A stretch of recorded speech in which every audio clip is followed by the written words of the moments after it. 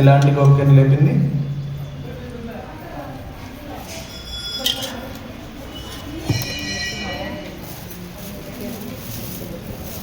ఎలాంటి గోపికను లేపింది అమ్మవారి నిన్న?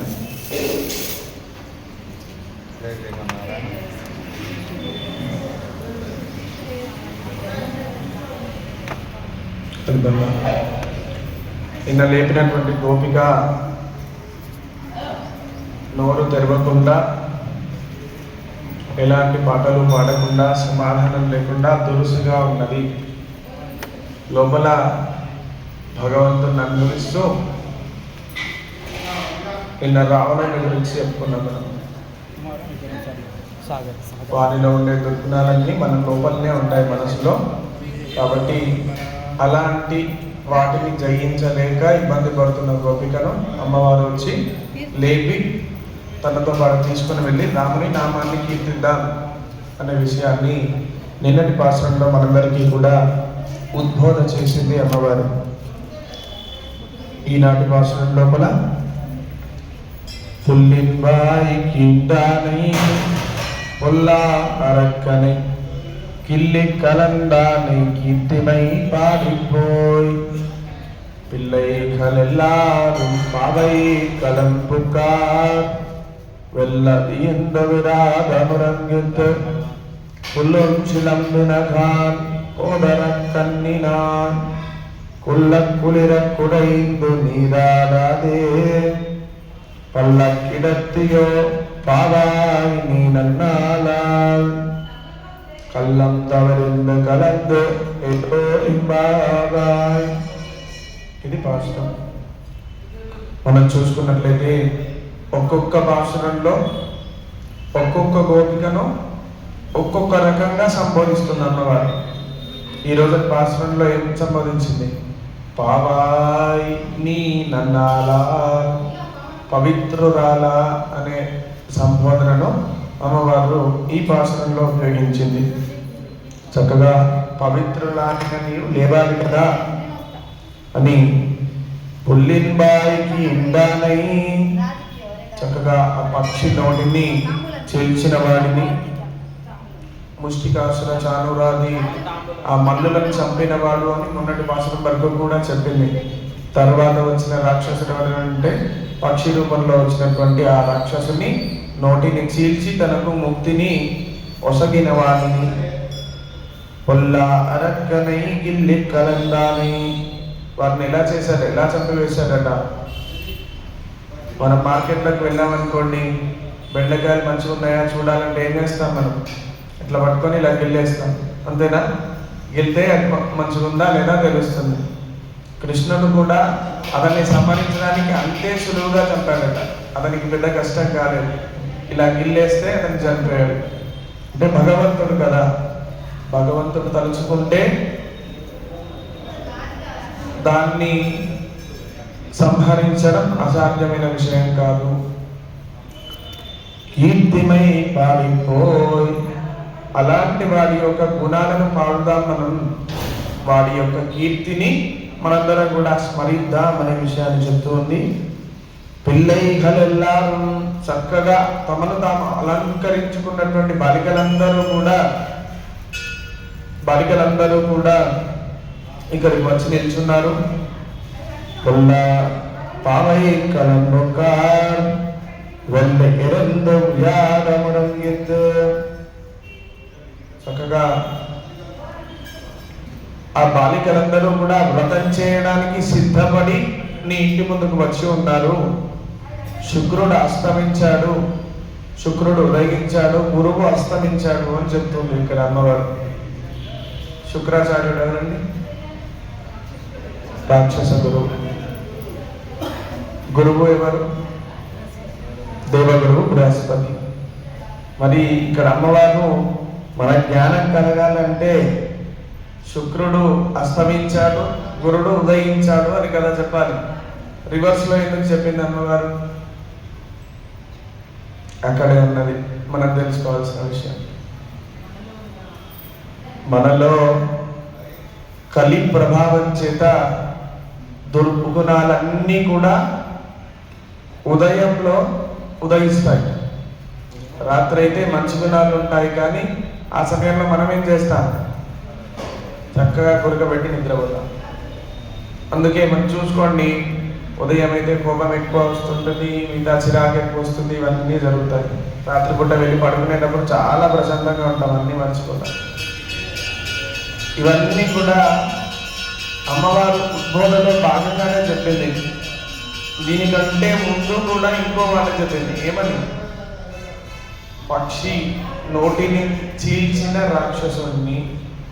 నోటిని చీల్చడంలో, పక్షి నోటిని చీల్చడంలో, చంపడంలో ఉద్దేశం వేరు, మనం అర్థం చేసుకునేది. కానీ మనకు అమ్మవారు సూచించిన విషయం ఏంటిదంటే, శుక్రుడు ఉదయిస్తూ ఉన్నాడు నోటి ద్వారా. అన్నిటికీ మూల కారణం ఏంటి? మన నోరు. మాట మంచిదైతే నోరు మంచిదైతే ఊరు మంచిదవుతుంది అంటాము, అంతేనా? కాబట్టి మన నోటిని మనం అదుపులో ఉంచుకోవాలి. అప్పుడే అది ఎవరి ద్వారా సాధ్యమవుతుంది? ఒక గురువు చెప్పే ఉద్బోధన ద్వారా మన జ్ఞానం కలుగుతుంది.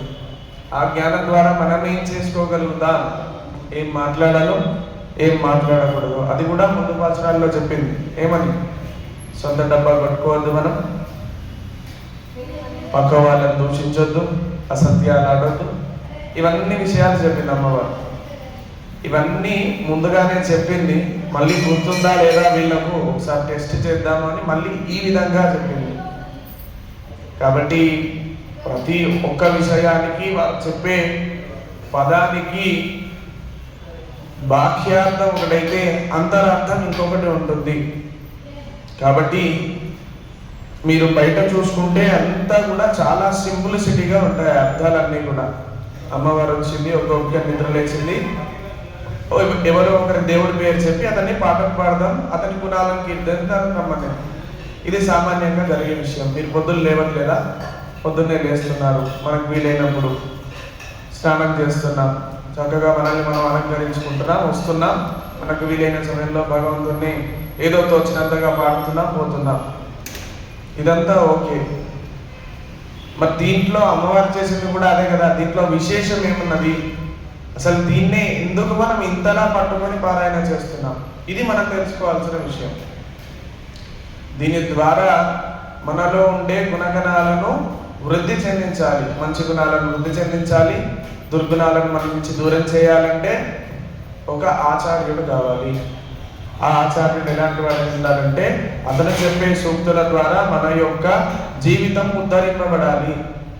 అన్నిటికంటే ఉత్తమం పేర్పాడి, అన్నిటికంటే ఉత్తముడేవన్నో వాడిని పాడాలి. అలాంటి వాడి గుణగణాలను పాడినప్పుడే కదా మనకు లాభం కలుగుతుంది. మనం ఎప్పుడు కూడా ఈ మనుష్య జీవితం తీసుకున్నప్పుడు ఏం చేస్తాం? లాభం గురించే ఆలోచిస్తాం. మనకి ఏం వస్తుంది, ఎప్పటికీ మనకేంటి. కాబట్టి నీకు లాభం చేకూర్చడానికే అమ్మవారు తిరుపాలు ఇచ్చింది. ఇక్కడ కామ్యములు తీరడానికి, తర్వాత పరంలో మోక్షం పొందడానికి. పరై అనే వాయిద్యాన్ని అమ్మవారు వసూలు ఉంది, అందుకే కదా మనం ఈ వ్రతం చేద్దామని చెప్పుకున్నది. అలా మన నోటిని మన కంట్రోల్లో ఉంచుకోవడం ద్వారా, చక్కని మాటలను మాట్లాడడం ద్వారా, భగవంతునికి మనం చెప్పుకున్నట్టుగా ఒకటే పేరుంది, కానీ అతనికి అనంత కళ్యాణ గుణములు కలగడం వల్ల అతనికి అనేక పేర్లు వచ్చాయి. కాబట్టి అలాంటి గుణాలన్నింటినీ కూడా మనం పాడడం ద్వారా దాంట్లో కొద్దిగైనా మనకు అబ్బుతుందేమో, ఏదైనా ఒక్క నామైనా మనకు స్ఫురణ కలగజేస్తుందేమో, దాని ద్వారా కొంతనైనా మన జ్ఞానం కలుగుతుందేమో. ఇది అమ్మవారి యొక్క కరుణ. కాబట్టి ఇలా నోటిని అదుపులో ఉంచుకొని వారందరూ కూడా ఉదయిస్తూ ఉన్నారు. పుల్లం శిలంబెనంగా పొదరక్కన్నిన చక్కగా పక్షులు కూస్తూ ఉన్నాయి. తామరలో తుమ్మెదలన్నీ వారి మకరందాన్ని సేకరిస్తూ ఉన్నాయి. అవి ఎప్పుడు చేస్తాయి? అప్పుడప్పుడే సూర్యరశ్మి తగిలితే తామరలు విచ్చుకుంటాయి. సూర్యోదయం అయిపోతూ ఉంది, నువ్వు ఇంకా లేవవా? తుమ్మెదలన్నీ కూడా వెళ్ళి తామరపూర్లోని మకరందాన్ని తాను తాగుతూ ఆస్వాదిస్తూ ఉన్నాయి. అలా సూర్యోదయం కూడా కావచ్చింది, అయినా నీవు లేవట్లేదు, కాబట్టి త్వరగా లేచిరా అమ్మా. కుళ్ళ కులిరా కూడా ఏంటో నీరాగాదే. మనందరం కూడా గీజర్ వేసుకొని వేడి నీళ్ళు స్నానం చేస్తున్నాం, అంతేనా? చలికి తట్టుకోలేక. కానీ మనం ఏం చేస్తాం? అమ్మవారు ఏం చెప్పింది? కుల్లక్కులిర కుడైండు నీరాడాదే. చల్లగా స్నానం చేద్దాం. చలికాలంలో చల్లగా స్నానం చేస్తే సర్ది అవుతుందండి, మొక్కు కారుతుంది, మళ్ళీ ఇబ్బంది కదా. తుమ్ముతుంటే మీకే ప్రాబ్లం, ఇక్కడ వచ్చి కూర్చొని అనుకుంటాం కదా, అలా కాదు. ఉష్ణైన శీతలం. అయితే మనలాగా ఇప్పుడు ఇలా స్టోర్ నీళ్ళు ఎప్పుడు కూడా చేయకపోయేవారు. మనకి ఎలాంటి నీళ్ళు స్నానం చేసేవారు?